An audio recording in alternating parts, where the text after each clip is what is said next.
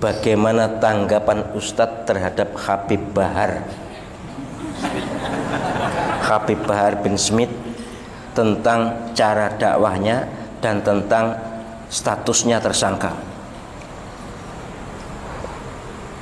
Moga-moga tidak ada tersinggung, dan moga-moga Habib Bahar juga bisa memaklumi bahwa saya hanya membaca ayat Al-Quran, dan itu prinsip dakwah saya. A'udzubillahi minasyaitonirrajim. Bismillahirrahmanirrahim.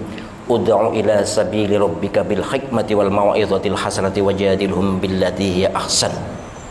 Al-ayat surat An-Nahl ayat 125.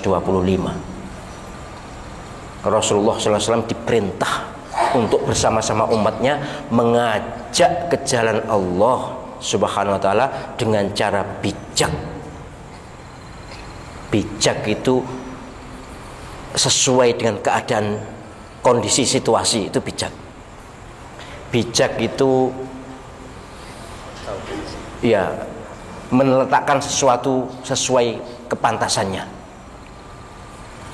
Bijak itu melihat objek dakwah sesuai dengan kondisinya. Bijak. Wal mau'izah hasanah, dan nasihat pitutur yang baik. Mau'izah itu sudah baik, sebenarnya penasihat ditambahi hasanah, maka harus dengan tutur kata yang baik. Tutur kata yang baik itu kata-katanya baik, ekspresinya baik, efeknya baik. Tidak menyakiti orang, tidak menghina orang, tidak mencaci orang, tidak kasar. Wajadilhum billati ahsan. Dan jika harus debat, harus diskusilah dengan cara yang terhormat, cara bermartabat, bukan debat kusir, bukan pentelengan, bukan gontok-gontokan, bukan caci maki, tapi bermartabat, terhormat. Inilah Qur'annya. Dan setahu saya Rasulullah SAW tidak pernah menggunakan kata-kata kasar, tidak pernah tidak sopan, tidak pernah menyakiti orang. Beliau selalu bijak, dan orang yang diajak tidak tersinggung. Kalaupun orang nggak mau, iyalah banyak. Kalau orang menentang Nabi, iyalah yang kafir. Bahkan mengganggu Nabi, iyalah. Tapi bukan karena kata-katanya kasar, bukan karena dendam pada Nabi, tidak. Memang tidak setuju. Nah, bagaimana Habib Bahar? Habib Bahar punya style yang berbeda, model yang khas, dan dia masih sangat muda. Umurnya baru 33 tahun. Ya, memang sangat muda, dan memang temperamennya seperti itu. Tetap saya tidak setuju kalau menggunakan kata kasar. Tetap saya tidak setuju. Saya hormat pada orangnya, tapi cara kasar, cara mencela orang, saya tidak setuju. Beliau Habib, saya sangat hormat. Termasuk Habib Rizik juga pernah bukan saya kritik sih, saya bisiki. Iyalah, Habib Rizik, tapi enggak seperti ini, tapi ya memang kadang-kadang keras gitu. Tapi sudah tidak lagi. Entah karena saya bisiki atau karena banyak orang yang membisiki, tapi saya memang pernah membisiki Habib Rizik. Tensinya diturunkan dikit. Kemudian saya mohon maaf ya, saya tidak keminter enggak, tapi jelas tawasau bil haq wa tawasau bis sabr. Nabi Musa alaihissalam ketika disuruh menghadapi Fir'aun, orang yang sangat jahat, populer jahatnya di Quran, tapi Nabi Musa diperintah oleh Allah, wa qula lahu qawlan layyinan la'allahu yatadzakkaru aw yakhsha. Berkatalah pada Fir'aun dengan ucapan yang lembut.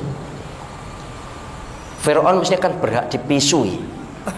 Wong aku Tuhan nih, dan mata ini anak-anak kecil itu, masya Allah, entah ratusan berapa, pokoknya anak-anak yang baru lahir laki-laki patah ini, itu perintah Fir'aun, berhak dipisui.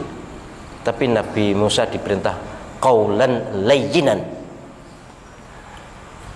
Maka ya saya berharap semua mubaligh, apalagi yang habaib keturunan Nabi sallallahu alaihi wasallam. Ayo kita ingat Nabi sallallahu alaihi wasallam. Ketika kita berdakwah, ingat beliau bahwa beliau membawa misi rahmatan lil alamin. Moga-moga saudara-saudara kita yang mendapatkan amanat dari Allah SWT, mendapatkan keterampilan, keahlian dari Allah SWT berupa kemampuan berdakwah, gunakan pedomannya adalah surat An-Nahl ayat 125 itu tadi. Bagaimana soal tersangkanya? Nah, ini saya muskil. Saya tidak ahli hukum, Pak Habir, nanti tolong dikoreksi ya. Saya tidak ahli hukum, tapi kalau itu dianggap penghinaan pada presiden, pasal itu sudah dihapus oleh MK. Pasal menghina presiden, pasal apa? Melecehkan presiden, mencaci presiden sudah dihapus oleh Mahkamah Konstitusi. Jadi sudah tidak berlaku. Apa presiden oleh dipisui? Ya, tidak boleh, tapi ya nanti kalau dipisui kasusnya bukan pasal presiden tapi orangnya. Sebab apa? Presiden itu jabatan publik yang mestinya orang yang menjabat jabatan publik harus sadar dia selalu disorot oleh umat, oleh masyarakat. Allah SWT ngerasani Fir'aun berapa kali? Karena dia tokoh publik yang berbuat jahat, boleh dirasani, tapi ya gak usah dijajal ya. Artinya secara aturan agama, kalau presidennya, wakil presidennya, menterinya, atau jabatan publiknya boleh dikritik, walaupun tentu kritiknya ya tadi kalau bisa menggunakan krab tadi, hikmah mauidhah hasanah mujadalah billati ahsan. Tapi kalau mau kritik ya kritik aja. Jadi pasal penghinaan terhadap presiden tidak berlaku lagi. Kemudian kalau pasal ujaran kebencian tidak menyenangkan atau apapun itu pribadi, ya masih ada. Saya lupa pasalnya, tapi masih ada ketentuan orang yang menghujat, memfitnah perorangan itu ada pidananya. Tetapi yang saya tahu ini adalah aduan absolut namanya. Aduan absolut itu aduan delik itu ya ini kasus hukum yang hanya diproses jika ada pengaduan. Tapi absolut itu harus yang bersangkutan yang lapor, bukan orang lain. Penyelenggara ingat dulu Pak SBY pernah datang ke polisi untuk melaporkan seseorang karena beliau merasa terlecehkan pribadinya. Tapi ketika presiden kemudian ditulis di kerbau kemudian ada SBY-nya, beliau tenang-tenang aja. Toh presidennya. Tapi ini setahu saya apa yang diucapkan Habib Bahar yang sempat saya tonton videonya itu orang, ya mungkin orang atau presiden, tapi andai kata dikaitkan dengan presiden sudah batal demi hukum, tidak bisa diproses karena tidak ada pasalnya, tidak ada undang-undangnya. Kalau dikaitkan dengan person Pak Jokowinya, maka harus Pak Jokowi yang lapor. Ini tidak juga Pak Jokowi, tapi kok tersangka. Ini ya kita tunggu aja. Saya terus terang tidak terlalu paham soal hukum positif. Monggo nanti para pengacaranya, tetapi sungguh saya ingin ingatkan kepada panjenengan semua sebagai mahasantri saya, kezaliman pasti dibalas dengan kezaliman, apalagi terhadap dzurriyyatur rasul. Waspadalah, sudah pernah saya sampaikan kan. Oke lah, dzurriyyatur rasul juga manusia dan punya kesalahan, tapi kalau ada unsur kezaliman maka waspadalah. Allah subhanahu wa ta'ala dan para malaikatnya tetap melihat, mendengar, mengawasi, dan pasti memberi hukuman yang adil. Saya tidak mendoakan siapapun, tapi saya berharap kita semua itu adil. Jangan karena motif, modus politik, kekuasaan, jangan.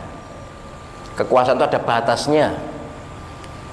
bisa berakhir kapan saja, dan kalau saya berakhir akan berganti yang lain. Maka kalau memang mendapatkan tugas netral, ya netral lah, supaya posisi tidak terancam.